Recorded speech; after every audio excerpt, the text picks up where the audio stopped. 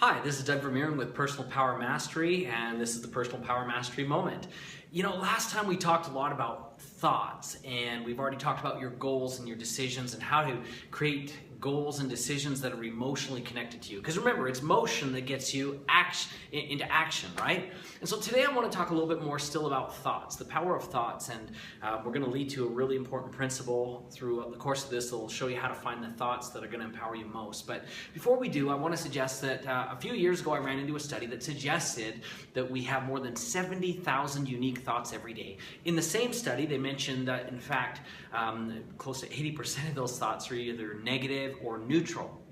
And when I heard that word neutral, I was a little bit taken back because I'd never heard that term before. I always thought, you know, there's negative thinking and there's positive thinking, and that was it.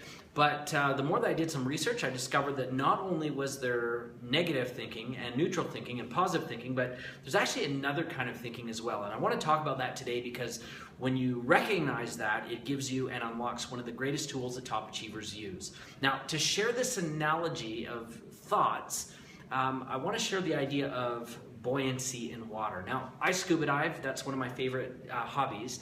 And when you scuba dive, they talk a lot about the principle of buoyancy. And what buoyancy really means is the ability of something to float in water. And it's very similar to our thoughts. So here on this chart I've written, you know, we've got, actually, let's do it this way. This is going to be the bottom of the water, and this will be the surface of the water, okay? And at the bottom of there, we have what we call negative buoyancy. So in other words, if something is negatively buoyant, it goes right to the bottom. And that's the same with our thoughts. Any kind of negative thoughts that we have that are disempowering or that really don't build us or build us towards where we're going are technically negative thoughts. And nothing ever good has come from a negative thought. Everything from scarcity to jealousy to hatred to all the negative emotions that you can possibly think of all have some kind of attachment to negative thinking. Okay, so that's at the very, very bottom. Doesn't produce anything. But let's be honest, from time to time as humans, just because we do sometimes think negatively. So we're going to talk in a minute a little bit how to beat that. But just keep in mind that it is a reality. Don't beat yourself up over it, but you just don't want to spend the majority of your time there. The next kind of thinking is what they call neutral thinking. Neutral thinking actually, if we compare it to buoyancy again, is not floating at the top as a positively buoyant thing and not at the bottom as a negatively buoyant thing, but just kind of in the middle. And as a scuba diver, that's kind of your goal, is to be neutrally buoyant. As a person, in real life, every day, we don't really have a goal to be neutrally buoyant, but the truth of the matter is that's where we spend most of our time. A lot of our passing moments are spent not really thinking too hard about things. We do what we habitually do, the traps that we fall into every day. We follow the same kind of pattern and course. You know, for you, maybe it's you wake up, you roll into the shower, you check your email, you eat your breakfast, you get in your car, you go to work, and blah, blah, blah, blah, blah. And it's just kind of that pattern that you do every single day. So it's neutral. You're not thinking about it. In fact, psychologists sometimes call it ritual tendencies, the things that we do again and again and again and again without a lot of thought. Now, the problem with that is these things that are ritualistic to us, neutral to us. What happens to things in the water if they stay neutrally buoyant for a super long period of time? They eventually settle to the bottom. Okay, so that's why we have people who are, neutral in their activities day to day, doing their same rituals every day, and they aren't finding fulfillment. They're being dragged slowly into a state of discontent, or they're, in worst case scenario, they eventually find themselves into a depression because they don't feel themselves progressing. And by the way, more on that concept of progression in another video, because Socrates has said something very interesting that is worth building a whole lesson around when it comes to progression. That's where our happiness comes from, in fact. But neutrally buoyant, neutral thinking eventually leads to the bottom. Now, the next kind of thinking is what we call positive thinking. And now, there's been a lot of talk about positive thinking, but the truth of the matter is if you read a lot of the works that are there from people like Dr. Norman Vincent Peale and so forth, most people don't understand it. He did, but most people don't even understand his works. They just know that he talked about it. The truth of the matter is that positive thinking, if you'll notice, is still below the surface of the water. It still does not allow us to escape that water around us, or in other words, the environment around us. And if you ever meet someone who prides themselves on calling themselves a positive thinker, you'll always notice that they have to have some kind of a challenge or drama attached to it. In other words, they say, oh, I missed the bus. The bright side is there's another bus coming.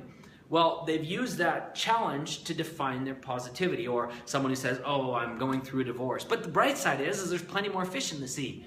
Well, again, they can't have their positivity without that negative circumstance. So in some ways, they value and they find value in always finding negative circumstances to escape from.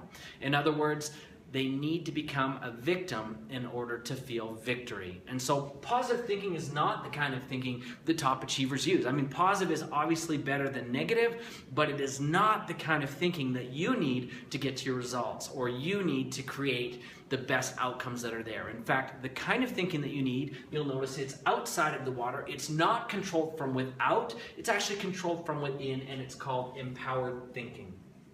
Okay? One of the other ways this is often described, and we describe it in our seminars this way, is being proactive or being responsible. Okay? So when we're proactive, we're not counting on other circumstances to define our reactions or who we are. We choose ahead of time, and we strategize and create the results that we want without the influence of others. We are autonomous. We are in control of ourselves. Now, the thing that's important about this is that when we are proactive, it also gives us a power of self-control. Now, in order to be proactive, there's two things that are necessary. One is ownership, and the other is ability. So we need to recognize that we own the results that we are creating in our lives. We are responsible for the lives we lead. We are proactively and empowered, and we're looking at what's happening in our lives, and we're taking responsibility for those events. And then, of course, with ability, we also, being proactive, recognize that we have power over those events and those results and outcomes. We can change things. We can make things better. And, of course, in the process of making things better, we control what results will come. It is essentially the recognizing that we have the power to choose. Now, the good thing is that when we are proactive in our life, when we choose to be proactive, we are able to increase the ability to become proactive in our life. In other words, as we are empowered, we escape the possibility that others around us can control our destiny. We become more empowered because we've chosen to be so.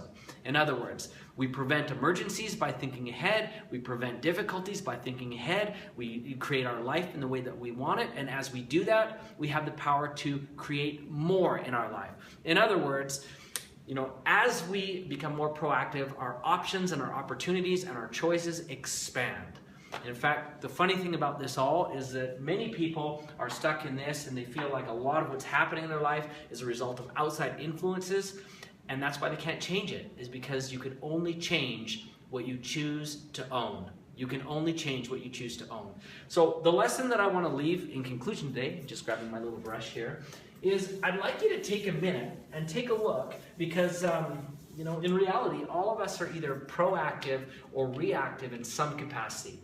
I wish we could say that we're always 100% proactive, but we're not. That's just not the way we're wired as humans. But I want you to take a look at some of the circumstances in your life, and I want you to rate yourself on a scale of 1 to 10 to see where you really are. Are you living a life that's more proactive, or are you living a life that is more reactive? And I want to just stress here that as you're reactive, life is quite frankly harder. We're going to talk a lot about that in a future lesson. But as we choose to be proactive, life gets easier, and the things that we want flow more freely to us. So the goal really is to become proactive and to be able to establish in your life the things that you want ahead of time before others, again, are placing that on you. So again, for today, thank you for tuning in. This is Personal Power Mastery, and don't forget to subscribe, and we're going to have some more lessons coming up around this idea of reactive and proactive, and you'll find that it will open up the doors to the realities and dreams that you want and that you're looking to create for yourself today. I'm Doug Vermeeren. Thanks for being with us.